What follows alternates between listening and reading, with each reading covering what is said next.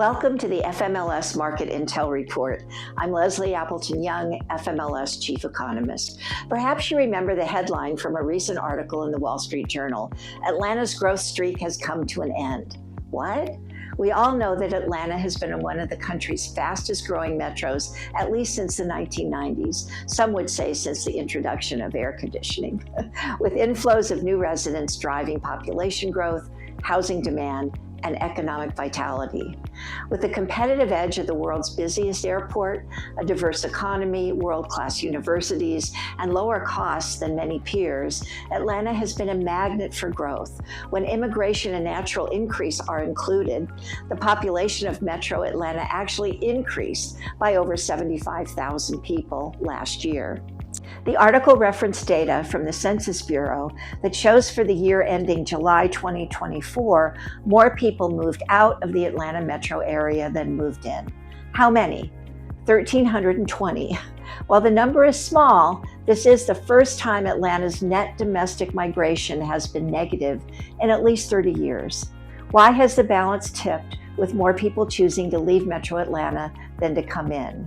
What is driving them to go to Nashville, Charlotte, Tampa, Greenville, and Chattanooga, the top 5 metro destinations?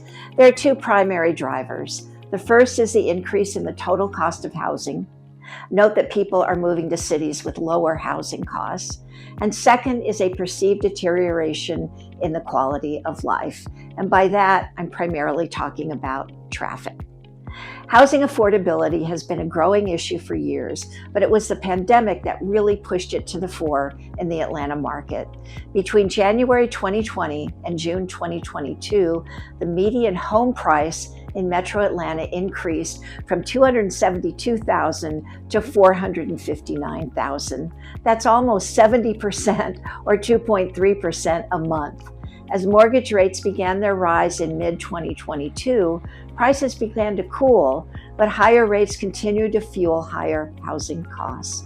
In October, the Atlanta Regional Commission released its annual Metro Atlanta Speaks survey, where over 4,000 people ranked issues facing the region, and affordable housing topped the list.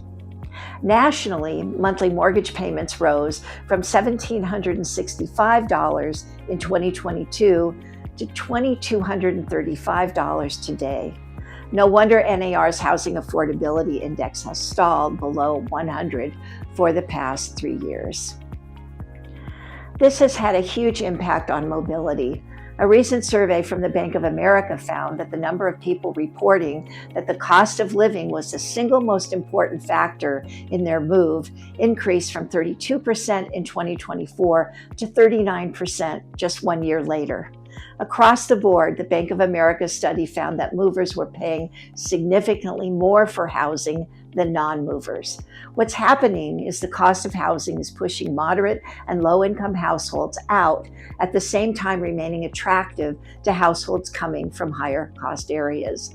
So Atlanta is attracting people from more expensive areas like California and losing households to more affordable areas like Nashville. It's all relative.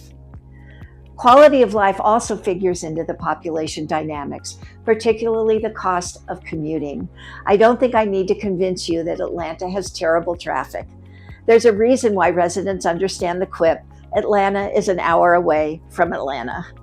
Consumer Affairs' most recent ranking of traffic by city gave Atlanta the distinction of being the 5th worst city for traffic in the nation, beating out even New York City.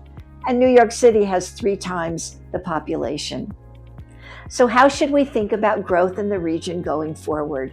According to Gregory Randall, Georgia Tech professor of urban planning, in the past, Atlanta accommodated growth by building homes farther and farther out from city centers without a commensurate investment in roads and public transportation systems.